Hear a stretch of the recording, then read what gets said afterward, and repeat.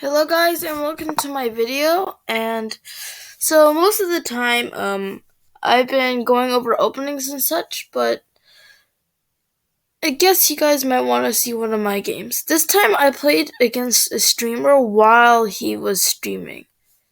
And let's see how I did. So we start with e4. I start off with c5. The Sicilian. I love the Sicilian. All of you who don't like it, you just don't know how to play against it. Knight f3, I transpose to d6. After knight c3. Main line for the Sicilian, by the way, would be here. After here. After here. Here. Here. Here. Here. Here. And here. And this would be about the main line. The reason I like this position, black has 2 pawns in the center, white only has 1. And this knight is sort of looking awkward. You'll push here, you have here d4 ideas, the knight will come here. It's a very complex position, the Naschdorf. So they immediately break it with knight to c3, and I just respond with the most natural move in the world, but quickly transposes into a normal Sicilian. After they do b3, it's a bit awkward per se. B3 just blocks the route of this knight, and I guess they're trying to Fianchetto here, but I don't know about it. I feel like after e5, you just have too strong of a center, and this bishop will just be staring at this, and after a few solidifying moves, it'll be a long gone. It's a bit of a far stretch. So I just kick the knight back, and then I assert a pin. Any of you who know this is one of the most annoying pins in the world. If there is a pawn here, and this queen moves anywhere, you just take this knight, and then now your whole pawn structure is ruined. For example, here, here, here. And now, you're not gonna castle onto this side. And I guess you have to castle onto this side, which would be a very interesting game, because black usually castles on the king's side. So I would think that it would be a very aggressive attacking game with, I was about to say this bishop, but after the bishop moves here, it won't be a threat. Because you have this queen staring down, you have knight, and you do have the pushing h pawn.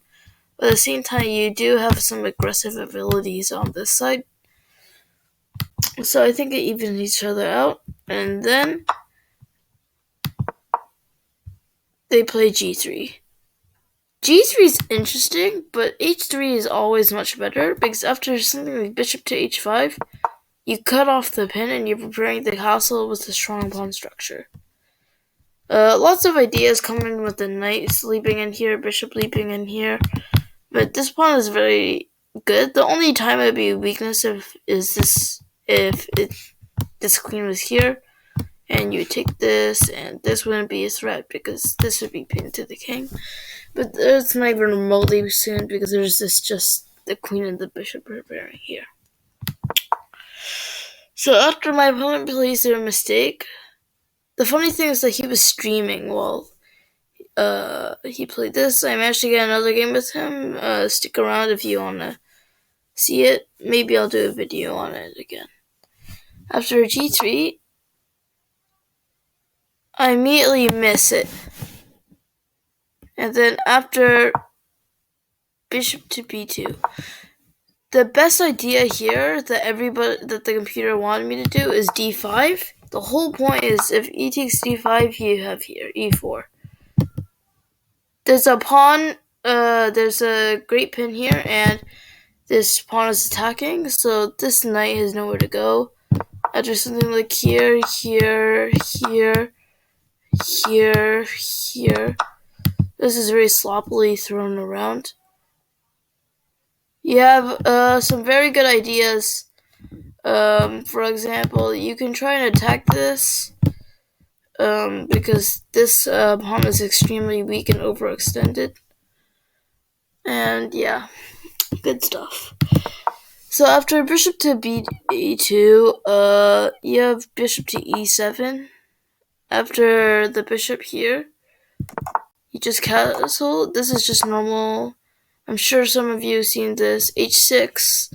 I don't know why I play h6. I think I just like it as a positional move. The computer doesn't hate it though, so I think it's fine. Rook to e1. Here, just trying to go for this pawn again. After h3, it kicks my bishop back.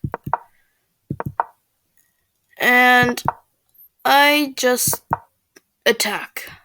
It looks scary because I have all these pieces attacking.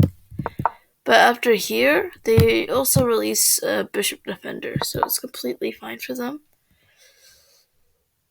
So yes, I did make a miss. The reason why this knight here looks good is because after it takes, you just take the free piece. If queen takes, looking like it defends this, you still take because you have a double attack on the pawn.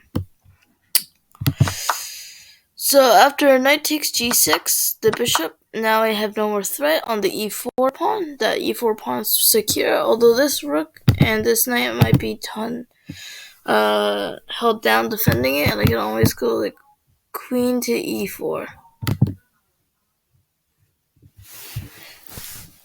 Yeah. So after I take, and then they go forward, which is a mistake. They really want bishop to c1, but so after I just take, I don't know why that's a great move. It looks like a routine take. I just move my king to h7, very secure, have these three pawns surrounding it, protected by the king and each in return. And then you have here. Oh yeah, they just gave up a free pawn. Bishop takes c5 is bad because you're down a material. I kick the queen a little bit, and I take the free pawn.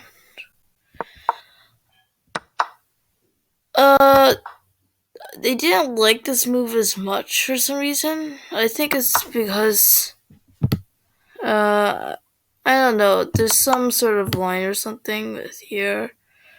King takes, rook takes c2, king c.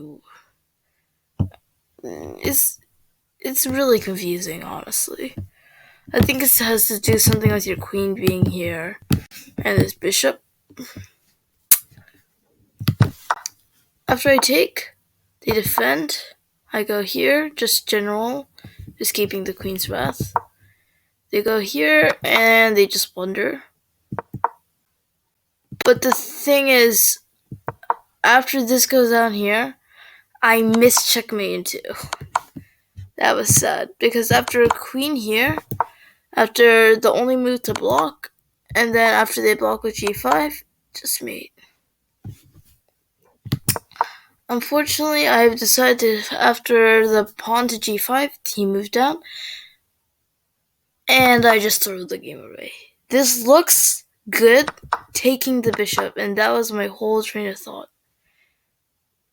And the horror, I realized, since I was in time trouble, I completely forgot about this. Check. It's unstoppable.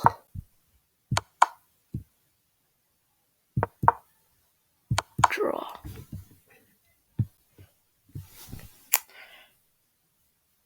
This is just drawn, folks. I threw away my chance to beat a streamer.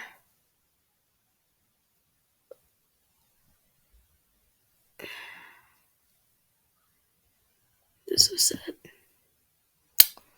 Thanks for watching this little video recap. If you like it, just tell me in the comments, or you don't have to subscribe. I don't even care about subscriptions. I just care that one of you views. Anyways, thanks for watching. See you next time.